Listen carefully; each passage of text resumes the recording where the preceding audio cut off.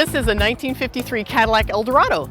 This car matters because it's the only Cadillac Eldorado in 1953 modified by General Motors to be supercharged. This was a gentleman's hot rod, and it was very fast on its own. But the gentleman that ordered this vehicle, Mr. Alexander, was a World War I ace. And he wanted to order one of these Eldorados, but it didn't come fast enough for him. So his best friend, Mr. Brunel, head of Cadillac engineering at the time, said, we can make this work. And so they put together a plan, they designed out how they were going to supercharge it. People would stop and stare at a vehicle like this coming down the road. You were lucky to ever even just get to see one. Everything about this vehicle is as born. These are true knockoff wheels. That's what holds the wheel on. You actually use a hammer and a piece of wood and you whack it on, thus the name.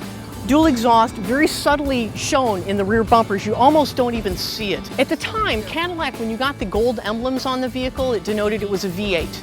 The quarter panel is actually bolted on the vehicle, but it still sets it off with that little piece of trim, and I absolutely love that. Now this is what really sets the men from the boys, is the Supercharger package that was put on by Mr. Brunel and Cadillac Engineering.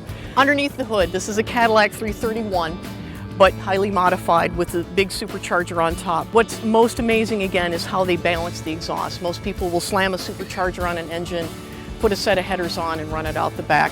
With all of the aircraft experience that Mr. Alexander had, they thought ahead and they actually ran the exhaust around underneath the engine so you have the cylinders balanced. It's definitely a piece of art. This particular 53 Cadillac Eldorado is called Azure Blue, and that was one of the limited colors that you could order. For the most part, this is a stock 1953 Cadillac Eldorado interior with the two-tone color. They had several options for the interiors. Power windows, 1953, would you think?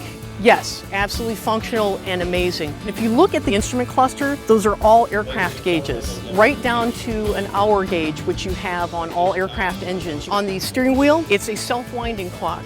So as you drive and turn the wheel, it keeps itself functional and running and going. So a lot of subtle details. So at first glance, it looks like kind of a strange Cadillac Eldorado, but once you learn the story and start getting into it, it is really something special. I'm Holly Smith, and this car matters.